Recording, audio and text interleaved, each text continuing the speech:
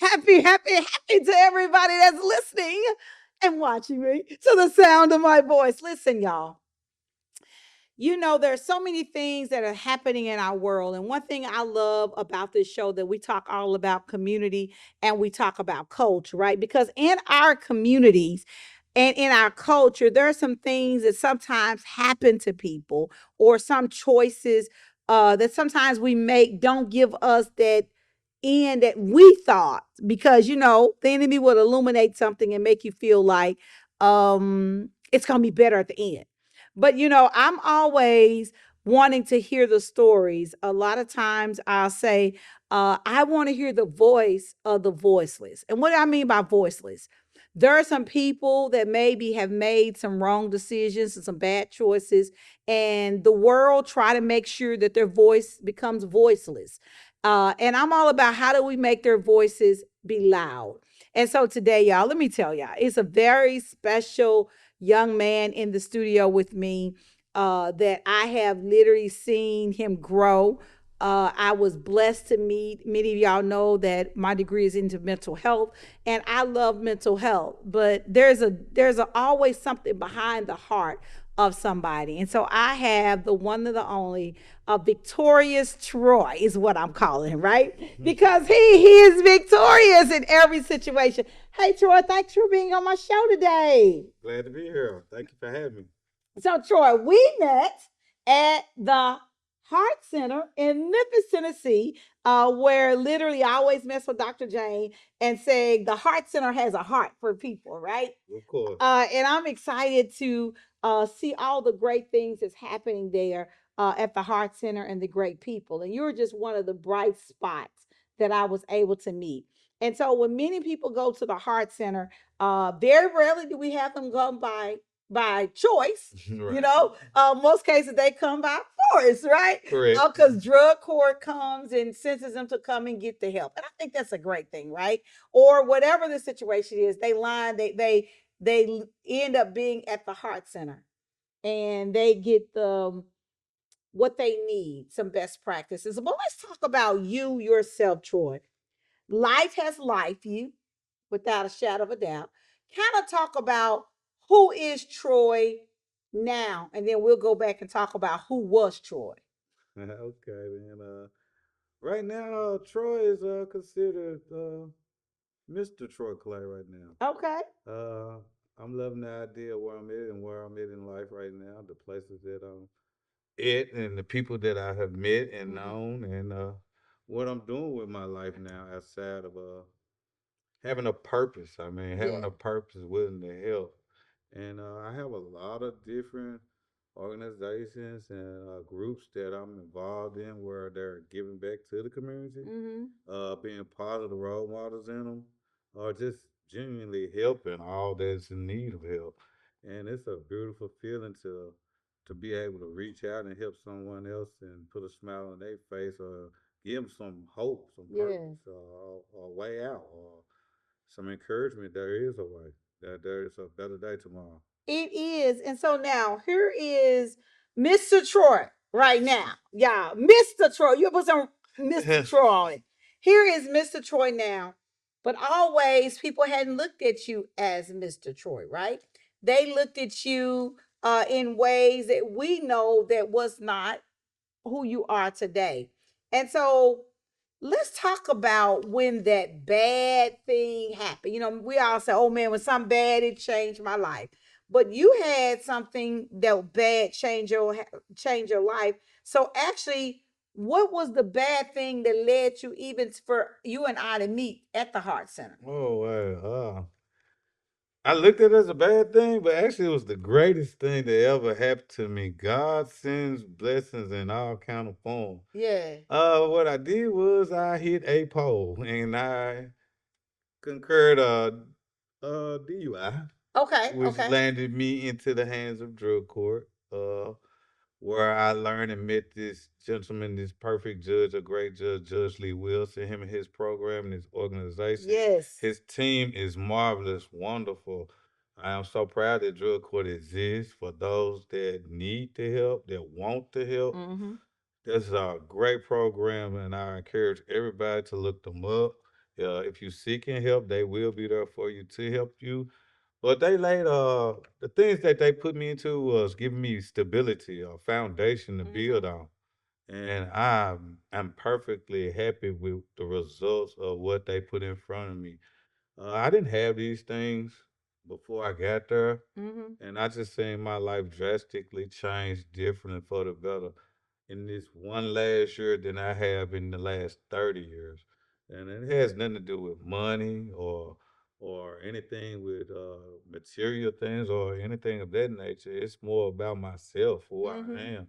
I was not such a I thought I cared about people, Yeah. but I wasn't doing no work for that. It feels great to get involved and help now, and I got that all due to being in drug court, them allowing me to join the Heart Center, uh, which taught me a lot of things about open. The Heart Center stands exactly what it's for. The Heart Center. Yeah. I asked the guy, I asked the group when I got there. I was like, "Was you are y'all my heart surgeon or y'all my executioner?" Right. You know? And they looked and they laughed and they was puzzled by it, but at some time as time grew and went by, I learned that they was just doing the open heart surgery on me. They completely saved my life with all the things they taught me to understand who I was, Yeah. and how to form an opinion of myself, of my own life, inhering real society and networking with real people, Yeah. getting to, I mean, live life outside of these neighborhoods that they so similarly put us in and then just submit us to so less of what we should have or know. And Right. I mean, I didn't have those doors to be open until I got there. So let's go back and let's talk because you said you was driving, you had an accident because you were drunk driving, and it landed you in jail, and then jail got you to the heart center. But let's go back and talk about the drinking because I believe there is somebody that is probably listening or watching us today, and they're probably struggling. They're challenged and they're thinking they got to drink to do this. And I keep telling people, life is all about choices. The choice you do today can decide your tomorrow. And so let's talk about going back. How long were you drinking? And let's talk about that life because there's a lot of times people think I just need one more drink and I'm gonna stop today. Did you ever go through anything like that? Uh, knew I wanted to stop, but I had no choice. I really didn't have a choice in the matter. I'm an alcoholic.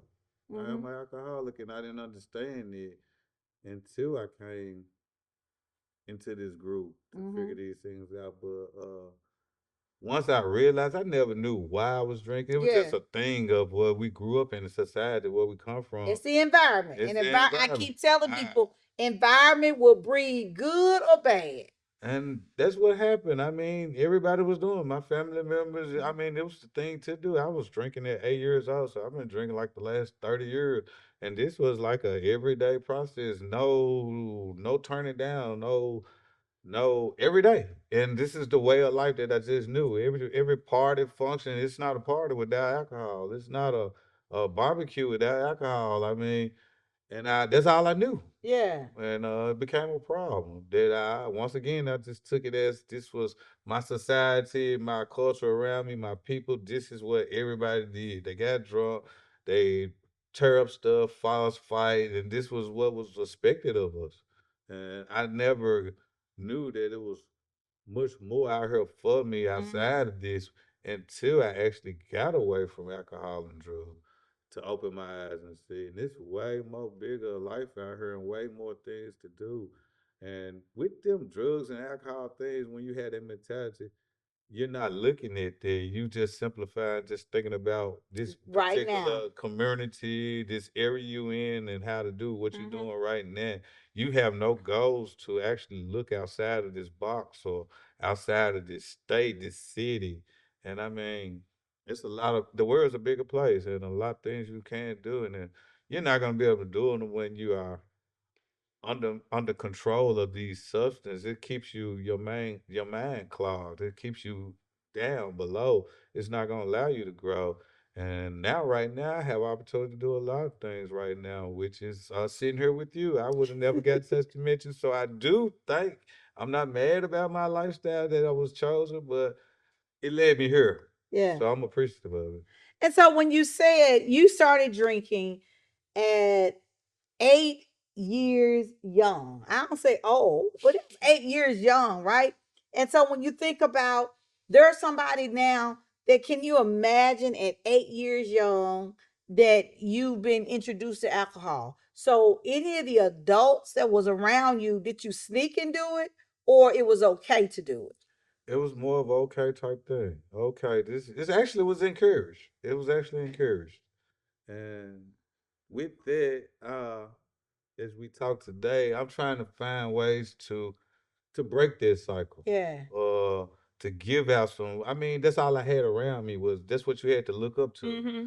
and not necessarily not saying it was great role models out here, but it's hard to find them in our community and what we wake up to every day.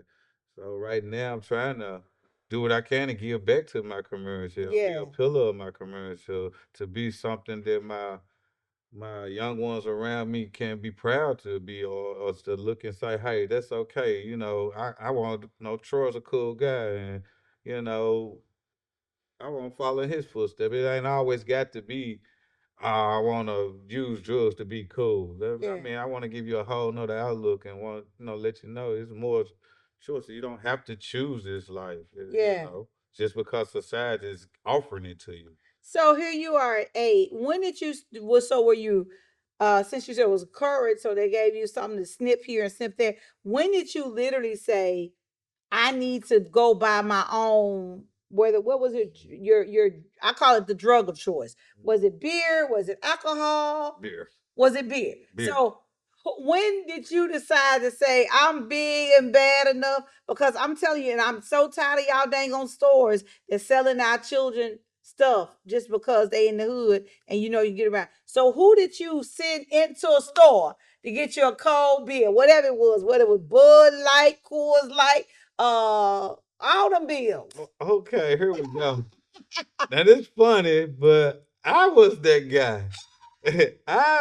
In junior high, my crew, we divvy up on the money and they would give it to me, And and you went to the store. I was the guy that was purchasing the beers. At that age, I was very convincing. I looked more mature, I would say, and once again, I have a way of convincing and people like me and. I kind of work my magic, and I end up being that guy, and I still that guy. So, but I was the one purchasing the beers. I was the one. You was the man. I was that guy. Yeah, I hate to say that, Yeah. but I did, and it was simple, and everybody waited for me. So did you have anybody that today that you regret giving them a beer that never drank and now have probably became an excessive drinker? Because what I have learned, and many people know my story, my mom unfortunately was on drugs all her life, and she always share who gave her the first hit on the pipe, right?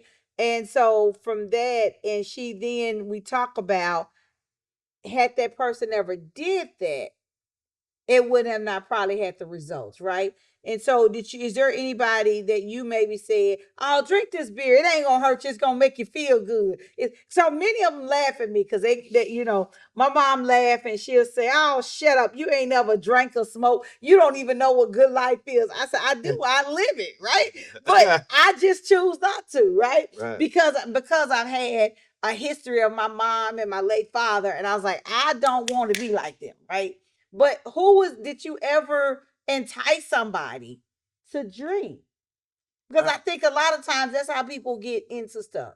I think with me, I wouldn't just say enticed, but I was more encouraged by, I guess, my way of doing things. So a lot of people wanted to be around me. A lot of people looked up to me as well. So, I mean, just to be in my circle, and that's what I was doing. They would like a drink, and it was cool, and I didn't stop them. Yeah, you let them just have at it. I let them have at it. So I do feel disappointed about a lot of things that I did Yeah. that I could have, may have. pretty much put my foot down and could took control and stopped it, but I Mm. didn't. So I do have regrets for that. Gotcha. And these are part of my uh fourth and fifth steps that Yeah. I think about now. So I'm fighting hard to change that And to especially with the holidays coming up, what I noticed with some of the clients, the holidays are the worst mm-hmm. because you're around family and friends. In most cases, if the family and friends, they gonna have all the everything, right? And then before you know it, you'll get slipped back in. So you have to be very mindful of your surroundings. So you all that's out there, if you are recovering or whatever, you can't go back in them same rooms and think you gonna walk out and be strong. I've seen people say they get clean for a week. Oh, I'm gonna go back and help somebody. You ain't gonna help them. They gonna hurt you, and you gonna get pulled back in. And so, even with that, this was there any other things that you did, or were you only just doing alcohol? Oh no, oh no. At a young age, I was cocaining it up and weed. Weed every day, weed. But I could turn weed on and off. I'll leave it alone for some period of time, Mm. especially when I'm trying to get a job. Um, Cocaine was my drug of choice from the Okay. time I was 16. I could turn it on and off, but back then that was my drug of choice. Okay. And a lot of people when it was on weed, but hell, I mean, they would be out smoking blunts and I'd be out there with my powder going up and I just didn't care. Yeah. And once again, with those things, a lot of people saw me, a lot of my youngers, and they thought that was pretty cool. Mm-hmm. And you know, I could have stopped it as well. Yeah. Yeah. Well, so I do feel bad about some of the things that Yeah. I have did or put out there. Yeah. I mean, it was introduced to me, and I nobody to stop it for me, and I kind of did the same. Yeah, You yeah. know. So you went from, and so let me tell y'all the how it starts, right? Because a lot of times I hear people say, "Oh, I'm just gonna take this little sip, Oh no. or I'm gonna take this little hit. I'm gonna take this new line, baby." The moment you take that one, Mm-hmm. most cases it leads to another one and another one and another one, and now you're trying to say, what have I done to myself? And then now you don't even know yourself, right? I look back at sometimes, and I'm grateful that my mom, she's clean now, and I would show her pictures and she didn't even look herself, right? Okay. It's because when you get on drugs and alcohol, that start becoming a band-aid that everybody is looking at you, but everything is all right. But most people that love you see that you're not right. Right. So here you go, age 8, you were doing drinking beer. Then at age 16, you start doing cocaine and weed. Where in the heck do a 16-year-old get money? Cause that's some high. Whoa. Where you get money from? So, and that also help when we seeing some of our young people right now making these crazy decisions, and they're doing things because a lot of them are feeding an addiction. Where you get some money at 16? Were you working at Burger King, Arby's, McDonald's? Where were you working at? Okay. I did start a job at KFC when I was 16, but to be truly honest, I was a car thief. Oh wow. I was a car thief. I theft cars from I say 14 to 18. My last car I stole, I was 18 years old. So tell me this. So now you finna take Telisa to know. We seeing a lot of that now. Mm-hmm. Very well. Was you stealing for an adult that was paying you to steal cars? Uh, that's exactly what I was doing. Okay. It was my finances. That's how I financed. Ooh, I me and I would hate to say it, but me and my cousin, my cousin, I love him to death. We ain't gonna call We ain't cousin. gonna call his name. But we worked as a team. I would get him, and he will take care of the business. Okay. And the neighborhood guys, everybody sought us out for what they needed, and they put their order in. We go get it. I mean, this went from motors, rims, seats, anything you put your order in for, we took care of it. We did it ourselves, and we got paid. And so, no, I didn't joyride. It wasn't a joyride to take a car. It was to get paid. So, a lot of times we see these young people out stealing cars, doing all this. I'm like, they ain't stealing these cars for them.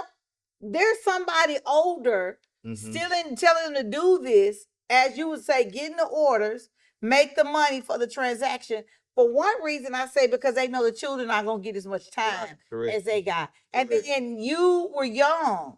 You know, probably $100 to you was like 10,000 to somebody else, right? So, but there's always that older person that's behind it all. And I'm telling you all that is viewing and supporting the show, that if we know of an older person doing that, baby, you only on a limited time, because not only did I feel that that older person did for you, him or she hurt you worse, because making sure you had the money, that means you could use more coke. Making sure you had the money, you could use, and then you felt cool that if you showed up around on the porch, you had all the goods. Yes. And so you was able to go recruit other young folk to get other young folk to go out here and steal a car. And I'm like, and people laugh at me. I don't lock my car. I said, I'd rather just go on in there and get it, baby. Because don't bust my windows, because Porsche windows is too high. I won't do that. So just go on in, partner, because ain't nothing going to be in there, It's right? best to leave them open. The windows cost more than than probably what they pay. It's gonna cost you more to replace the windows than what they still out of it. See, I be trying to tell my folks, they say I'm crazy. I'm not gonna leave my car door open. I'm gonna leave the door open. And these guys are making good money off these windows. These window stores are making great money for these. You will be amazed how much it is for a maximum window or that little back window in the back. They are higher than the windshield. So how long did it take you back in the day to steal a car? Like 10, 20, 30 minutes? At that time, I was number one in the neighborhood. It was three of us. It was pretty good, but I was at the top, and I'm gone in 10 seconds. 10 seconds? I'm gone. Once I get in, I'm gone. Uh, we was I'd say 10 seconds. I'm out of there. So what will you tell the people that if you see one of these young people stealing your car, you may well just step back because they're gonna take the car. Let them have. Let them have. It's not worth you going at that door. These days now it's a lot aggressive than what it was when I was there. The bad part about that, once again, I have a son, and he has a group of people that's with him, and I'm so hurt that I provided this thing for them. Oh wow. You know, I'm very hurtful to understand that. Once again, we was just talking about folks admiring things that you did. You got so your son admired what he saw his daddy did, and now his daddy can't change you because we know what happens to that. I know it's what's going on, and I hate to my heart that I'm one of the ones that could, put you on the path. Yeah. That I can no longer control, which is, I mean, all I can do right now is try to do the best I can to make amends on it. Yeah. Yeah, let me tell y'all, Troy, you are blessing our audience today for being real. There's a lot of times as parents, we have to be very mindful what we show our child, because our child is going to mimic what they see us do. Of course. And so whether it's good, bad, or ugly, there is a child that's going to mimic what we do. And in your case, your child mimicking what you did, but you had somebody that indulged you at age 8, didn't beat your tail at age 16. No. And by that time, you were out of control. So let me tell y'all, parents, get your children. Get them. Get your children. Don't be thinking it's funny that they cussing and they picking up your blunt and they picking up your dope. Get your children, because you're scarring your children. And there's some, I have a friend of mine, he don't mind me calling his name, Dr. Jeffrey Fertrail. His lifestyle led to his daughter being killed. And that made him do a 360 turnaround, right? So, y'all, what prices we're going to pay if we don't make sure we do what's right by our children? And so and I know, Troy, I can just believe when you see your son, you probably tell him what's right. But at this point, there's no wrong. It's a choice thing. Yeah. Then do whatever hit you to hit me. Said, who taught me this, Dad? And I get you. I get it. my children tell me to the days I have daughters as well, Oh. and my son, and I've been the alcoholic in the family in the house, so they got all of that from me, and they tell me today I'm like my dad. Ooh, it hurts me when they tell me that I'm like my dad with the driving, with the alcohol. Oh, Troy, you painted this picture, and now they have it, and what I'm doing now is I'm hoping that they watching me, paying attention to what I'm doing now, and that they can follow in suit. Cause once again, they're grown. Yeah. So hopefully they see what I'm doing, and hopefully I can get to them before it's too late. Yeah. I'm Hopefully. proud of you because many people won't take accountability. I'm hearing a man made some poor decisions, but you giving yourself, you want to be accountable, but also you going to drug court and drug court sending you to the heart center. It was able for you to open your eyes and open your ears to hear some best practices to get to the next level. Their those foundation they laid down for me allowed me. What I did was I just tore down the whole truck. I Yeah. just tore down the whole truck. We don't need to remodel. We don't need to add on. We just gonna build from this new foundation that drug court laid for me, Yeah. and I can make Troy to who Troy needs to be, and to be part of this community, to be a pillar of this community. Yeah. Right now, we are doing some extravagant things. This evening, I am showing up. We're having a meeting for our first alumni. Drug Court has an alumni. I'm one of the Yeah. first members. And this tonight, when we're going to get it started, and we're going to be able to reach out to the community and be able to help other organizations. Yeah.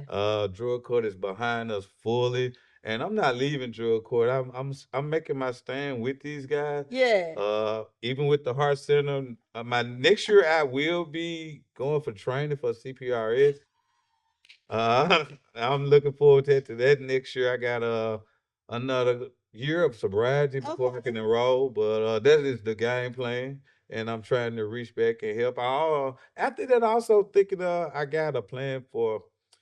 I want to reach out to the young ones, so I want to Yeah. start a young NA group, Yeah. and I also want some houses there. I want to have some Troy halfway houses, Troy some halfway Troy sober houses, Yes. So I mean, all these are all in the future plans for what I'm doing here. I love it. So listen, let me tell y'all something that when you hear of Troy's, oh man, his testimony and his life, it's amazing. But I also hear and I see and I witness what he has, the visions and the dreams that you have.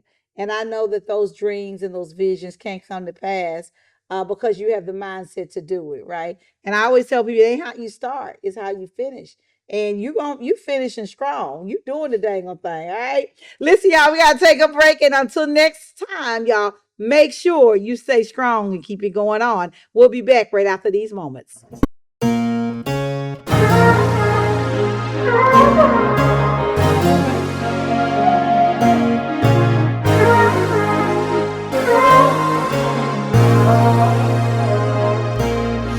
Join the rhythm and feel the beat in our community where we're all complete.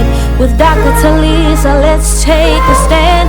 Together we'll grow hand in hand. From the Dr. roots of Telisa history Show to dreams we chase, Dr. Talisa Franklin shines a light on every face. In At the every Dr. heartbeat, Telisa there's Show. a story to tell. Gotta keep the culture celebrated as we excel. Here at the Dr. Talisa Show. It's time for an upgrade. Let's upgrade your skincare routine. If you suffer from acne scars, dark spots, or severe hyperpigmentation, you need the Tones by Coco Brightening Moisturizer, Rapid Dark Spot Corrector, and you have to try our Kojic Acid Sea Moss Soap. These products work so fast, you can see results in just 7 days. You have to try.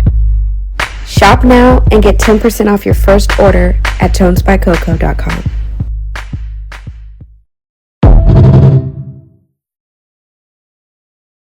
Happy 901 day. Happy 901 day, Memphis. Happy 901. Oh my God. It's here, y'all. September 1, 2025 is Happy 901. And listen, I want to say happy 901 to all as we enjoy Memphis. Listen, there are so many activities that's happening, but I'm super grateful that you're right here with the Tri-State Defender. My. But listen, I am proud to announce that you can catch me weekly right here on the Tri-State Defender, where we'll be diving all things community. If you have an event or something positive happening in our community, I want to hear from you. Yes, I do. I want to hear from you. I truly care about our city, and I want to spotlight the amazing things that you're doing. So don't hesitate. Go on over to my website at www.telisafranklin.com and submit your ideas today. Let's celebrate the 901 hire together and keep spreading positivity. Remember, you can catch me each and every week right here on the Tri-State Defender. Thank you, and I cannot wait to share your stories. I am Dr. Telisa Franklin.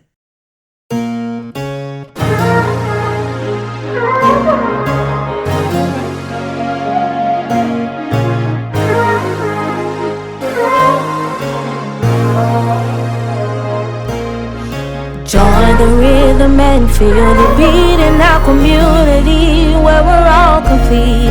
With Dr. Telisa, let's take a stand. Together we'll grow hand in hand. From the Dr. roots of Telisa history Show to dreams we chase, Dr. Talisa Franklin shines a light on every face and At the every Dr. heartbeat. Telisa There's Show. a story to tell. Gotta keep the culture celebrated as we excel here at the Dr. Talisa Show. Dr. Telisa. Well, I tell you, it's nothing like hearing community and culture right here on your favorite outlet, whether you're watching me on TV, radio, or podcast. Know that I love you, baby. I am your girl, Dr. Telisa Franklin. I am sitting right here with the one and the only Mr. Troy Carter. You all, that his story has been a blessing to hear and to hear his future, because here's a young man that started drinking at age 8, started using cocaine and weed, and continued to drink at age 16. Started doing a life of crime. Unfortunately, we're dealing with it now, especially, I don't know about the other portions of the world, but Memphis ain't got off the chain with these stealing these cars. But he started doing that. But when I tell you, he is now doing everything by the book. Y'all, he is doing everything that is needed to move the needle in his life and hopefully um be a mentor to so many. And here we are, Troy. We made some poor decisions, but it also led to generational, the Bible said we got to leave an inheritance for our kids are generational, right? And here you are, there was something left, but you're not proud of it, right? And I want to, remind people, Troy said something that I laugh in a way, but he said only takes 10 seconds to steal a car, right? And so you all that's out here trying to fight for your cars, if somebody's trying to take your car, let them have it. That's why you get good insurance. Blessed insurance and good insurance. So Troy, so a lot of people are dealing with that. Many people laugh at me. I keep my cars unlocked. I said I'd rather you just go on in there and ramshack it than to bust my windows out, because busting my windows out gonna cost me more money. Once you got the car, was there a certain warehouse or something? Because how do you hide a car? How the heck you hide a car? A car, Oh, a chat. It ain't a motor. How do you hide a car? And you ain't but 16, and I know you ain't living in no community with double and 3-car garages. How do you hide a car? okay. Plain sight. Plain sight. What you Plain mean? sight, right under your nose. I will be honest with you. In my neighborhood and my my location, we used our backyard. We had a come along hanging in the tree. We would snatch them out that right in the backyard. Uh, people knew what was going on, but we was decent with it. Even when my auntie came out one time and saw us, and she just immediately grabbed her daughter and jumped in her car and left. To get she actually saw this one, and We So where did. did she go? She go to the police? Where did she go? She saw what was going on with She her got brain. the hell away from there. But she did not go to the police. No. Okay. And like I said, it's in plain sight. This is something that's community that we know. This is what we do. So, and I want to challenge the aunties and the family members that you see your folk going down the wrong road. You better say something. Because what I have learned, I would rather see them behind bars and see them in the casket. Or dead. And We that's in the casket, dead. When I see that right now, we do not have enough of parents that actually Yeah. I saw once again, and they think it's cool. They even help them. Like I was assisted. They buy the equipment for them to use to do these things. It's like a cool thing to do. But when your child end up murdered or dead or in these accidents that they occur in, I mean, think about it, you played a part in this. Yeah. You know, you could have stopped it, and or it's your job. We just don't have any more big mamas or nobody that's being responsible nowadays. I had a wonderful grandmother. I love my grandmother. She taught me very well. My problem was I chose to be part of the in crowd. Yeah. I wanted to hang out with the cool cats. Yeah. But I was raised pretty good. I just chose to go off. And now I understand everything that she taught me, everything that she was trying to tell me. And I thank her and apologize and just tell her how glad that I am that she raised me. Cause I see today it's really Jack, but she instilled a lot in me. Good. I just chose not to use them. Yeah. Life is all about choices. I always tell people life is all about choices. And you said something, and I've been fussing, and I sometimes I think I fuss a lot, right? About when I'm in the community and it's all about the community. But I be like, you all know who's in your house that's reaping havoc in the community. You know who's in your house that's doing things that are pleasing. And my thing is, I would rather see them behind bars than have to look down and see my loved one in a casket. Because now there's so much stuff happening. This could be the end result, right? Definitely. And so we as an adults, we as community leaders, when we see something that's not, and what gets me, you say you did it in the backyard. If that was houses on the left and the right and back of you, heck, they knew what the heck was going on. Correct. But it's again, say nothing, see nothing. But then you said you want your neighborhood safe. How the heck you want your neighborhood safe when you won't want to talk about what you see that's an unsafe practice in your neighborhood? So we got to get to the point that we want to see people's lives. Imagine how life could have been if somebody would have pulled you and said, Troy, you got so much freaking potential. This ain't who you are. This ain't who you gonna become. So let me get you away and let me pour into you something better. Like for me, I'm always trying to say, how do I bring young people out of their environment so they can see something better? Because if you don't show them nothing better, they think there's nothing better. Exactly. And so I'm just grateful for where you are, Troy, because you have a heart, a big heart, right? But you have a big heart to help people on every level. Yeah.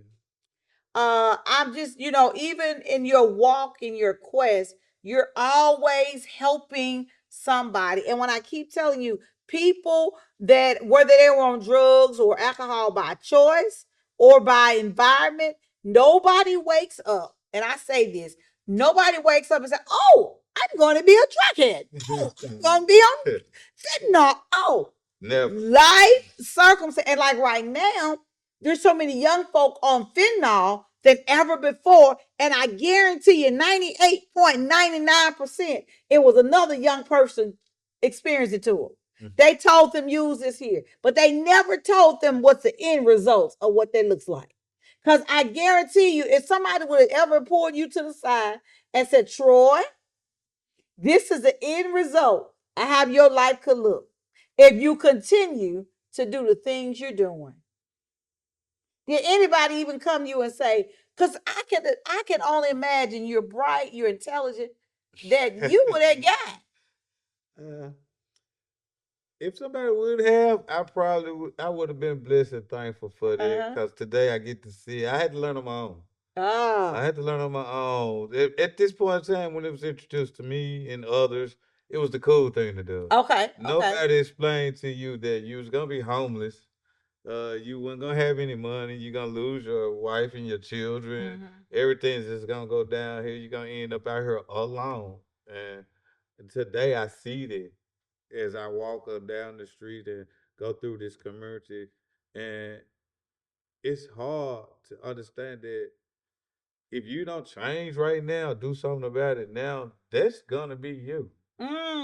Say it again, because I don't think the people grab what you just said. If they don't what? Say it again. Change right now. I mean, my thing is, I had to come to a conclusion that my way of thinking was pretty jacked up. I didn't know what I was doing, and if I thought I did, then maybe it wasn't pretty a good idea. Cause Yeah. I'm not getting any good result. So right now, I use the term of changing the way of thinking, Uh-huh. changing my way of thinking, cause the way I was thinking didn't serve me any good person. Didn't nothing good come from it. So right now my biggest thing is to be of service to people, to be what a good old good morning, how you doing? Yeah. Let's do this. Let's go in this store and let's be nice. We got these people that kind of gruggy crying, but let's try to make a better day. Yeah. It's a beautiful day today. Let's see how it's going. Let's say good morning. Hey, how you doing? Type thing. Yeah. Be of service. So this is where I'm at. Well, I love it. I can always say, y'all, let me tell y'all about Mr. Troy. So I was doing drug court. I was doing a session over at the Heart Center, which I absolutely love serving. And it was a day, y'all, that we were just gonna have fellowship. Right. And Troy, he called me killer. And y'all know I don't kill. I'm gonna kill you with kindness. But we were playing, was it spades? So he taught me how to play spades, y'all. So you ready for the next spade game? Hook your girl up. She ready. She can do this. He showed me the ins and the outs of playing spades. That meant something to me. It was wonderful. I was proud of you. Because what you did was, it shows me your heart. You didn't want the knowledge by yourself. You wanted to share. Exactly. And for me, it gave me an opportunity to connect with you and the group on another level than just trying to be so clinical and be this. But man, just be human, right? Just be human. It don't take a lot just to be nice. Man, and then you brought us food. We had some chicken. Man, y'all tell y'all, Troy hooked it up, y'all. So it was a good fellowship. And it made my heart feel good. And meeting you has really touched me, just to hear your story, hear your life, and just to see what else you got going on. So, I always tell people our show is all about the community and it's all about the culture, right? If there was one word, and I ask all of my guests this, if there were one word that you would want to describe community, what would that word be? Um, Fellowship. Fellowship. All right. If there is one word that you would describe culture, what would that be? Us as a people. Okay. Yeah. People. People. So here you is, you say fellowship with us as a people. So how are you, Mr. Troy Carter? Right. Clay, I'm sorry, Mr. Troy Clay, that's going to make sure there is fellowship amongst the people for the rest of your life? Uh, First I'm gonna lead by example. That's the first thing, and I'm gonna assist that all that needs help. Uh, I'm gonna reach out and reach my hand and extend my hand for them, and I'm thinking we gonna do this together. As long as I'm willing and I got teammates ready to play Yeah. with me and help me out here, we just gonna continue to grow and grow and grow. Yeah. So I think the game plan is start with the man in the mirror. You know. Man, and a lot of times when you think about community, we got to have fellowship. And when you think about the culture, we got to think about the people like us, right? And the only way we're going to move the needle is working together. And I love the fact that you're able to share all the things that need to be shared, the good, the bad, and the ugly, because nobody tells you that you won't have a home, like you said, when you start on drugs. Nobody tells you you won't have a family. Nobody tells you you won't have a car. Nobody tells you you won't have a career. Nobody tells you you'll never have a house with a white picket fence. They don't tell you that. Because the reality is you probably gonna be living with a shopping cart as your house. You're going to be standing on the side of the road asking people by the mercy of others to give you money. And most cases, giving you money ain't to give you a room at a hotel, it's to feed your addiction. Nobody tells you that your children gonna be taken from you or you're gonna be dragging your children around. Nobody tells you that your children are mimicking you. And if they're mimicking you, they gonna do what you did. And by the time you ain't doing it no more, they're doing it. And God forbid if something happens to them of a lifestyle you showed them, you could never sleep at night, right? And so nobody tells you that making the wrong choice is gonna lead you in a way that you won't have a great life. Because alcohol, drugs, all these things, it seems good in the beginning, but ain't no good thing ever gonna come from it.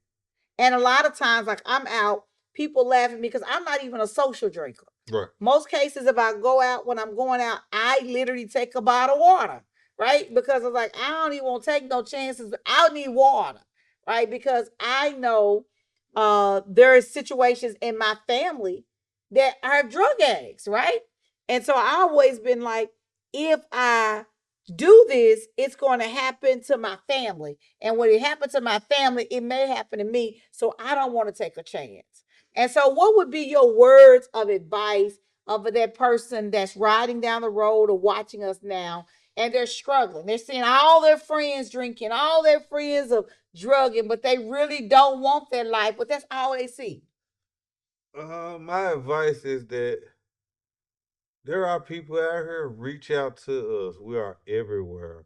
We are have different programs, AA program. Drug court is a place that you can go to if you don't have any case. Go to Judge Lee Wilson. Him and his team will help you. Yes. With no question. They are there for you. So help can be given. It's all about you want. And if you want it, come on down. Matter of fact, you can come see me. My name is Troy Clay. Uh, I'm located around here in this facility. I will leave a name and number one day. Absolutely. But you can come see me if you need looking for any help here. Yeah. I mean, but along with the guys and the group of people that I deal with, it's a group out here help looking to help, and we're here. We got this group called We Fight Monster. Uh, Mr. Ben, he's one of our great friends. Okay. Ben Owens. Oh, Ben. He's a, I love Ben. He's so sweet. these guys are good. So I got a lot of knowledge from them, practice with them. So I mean, just to be of service, and this is what they do. Yeah. They are great out here. Ben and Jess, they are great. Yes, yes. They're doing the work. That's so. I mean, I following suit with them, and I'm looking to be uh, mentored by them. Okay. And following their lead, follow suit with a lot of things they do too as well. I love it. I love it. Thank you so much, Troy. I appreciate you. I really do. I appreciate you sharing your story. Um, your story again, I always tell people is a voice for many people that's voiceless, right? There are some people that has went through what you went through, they don't have a voice. And so you're able to share your perspective because I can't tell you how you feel. I can't say what results I've had because of this. You know those results. That's not been my story. And I always tell people, stop telling people, oh, I know how you feel. You don't know how I feel. I don't know how I feel to have alcohol. I don't know how I feel to go be behind bars.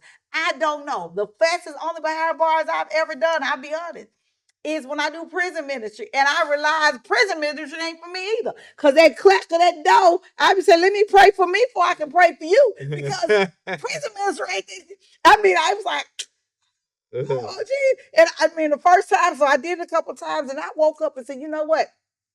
Prison ministry ain't for me. The clack of the door, I couldn't take the door. Gotcha. It's a clack that I ain't never want to hear ever. And I would be afraid that if I was stuck behind that back for the choices I've made that wasn't right. So thank you for sharing your story. We're going to keep getting your story and keep sharing because people need to know about your story. All right. Thank you for having me. Thank you. Listen, y'all know that I am your girl, Dr. Telisa Franklin, right here on the Dr. Telisa Show. Know that I love you, baby. Absolutely, positively love you. And there's nothing you can do about it. Make this moment, make this second, make this day the best ever. And learn how to be the best version of you. Because maybe everybody else is already taken. Until next time, be blessed.